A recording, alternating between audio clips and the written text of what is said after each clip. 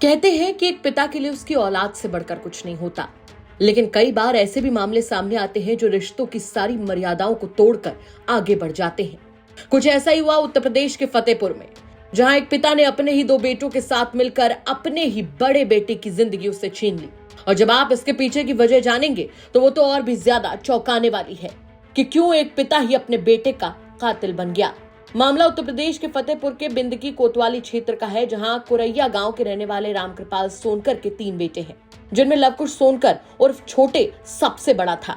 बाकी के 2 बेटों में कुलदीप और सुशील शामिल हैं। घर वालों के मुताबिक लवकुश शराब का आदी था। आए दिन घर में नशेबाजी के चक्कर में घर वालों से लड़ाई झगड़ा और मारपीट किया करता था। बताया जा रहा है कि शुक्रवार को भी रात में वो नशे की हालत में घर पहुंचा और गाली गलौज करते करते मारपीट पर आमादा हो गया।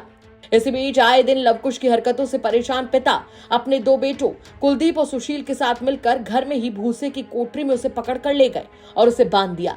जिसके बाद लवकुश के पिता ने अपने ही 2 बेटों के साथ मिलकर अपने बड़े बेटे की जिंदगी उससे छीन ली। जिसके बाद वारदात को छुपाने के लिए रात में ही गांव से करीब 1 किलोमीटर दूर जंगल में लवकुश के शव को नाले में फेंक दिया। दूसरे दिन जब सुबह जंगल की ओर गए ग्रामीणों ने नाले में लवकुश का शव पड़ा देखा तो हड़कंप मच गया। पुलिस को सूचना दी गई, फोरेंसिक टीम आई। पुलिस को तब शक हुआ जब लवकुश के खून के निशान जंगल के साथ साथ उसके घर के रास्ते में भी मिले। गहनता से जांच की गई तो पता चला कि घर में भी खून के निशान थे। जिसके बाद जब कड़ाई से पूछताछ की गई तो सारा राज जो पिता और 2 बेटों के सीने में दफन था वो बाहर आ गया। जनपद फतेहपुर के थाना बिंदगी अंतर्गत ग्राम कुरैया से आज प्रातः सूचना प्राप्त हुई कि एक युवक लवकुश पुत्र रामकृपाल उम्र 22 वर्ष का शव सूखी नहर में पड़ा हुआ है। इस सूचना पर फोरेंसिक टीम व थाना बिंदगी और क्षेत्रीय और घटनास्थल में मुआयना किया गया तो देखा कि लवकुश आगे की तरफ से वह उसका शव उसके घर से लगभग 1 किलोमीटर की दूरी पर है। जब घटनास्थल का बारीकी से फोरेंसिक टीम द्वारा निरीक्षण किया गया तो देखा कि उसके घर से लवकुश के मृतक के घर से घटनास्थल के रास्ते में भी खून के निशान पाए गए। वह उसके घर का भी बारीकी से निरीक्षण किया गया तो वहां भी खून के निशान पाए गए।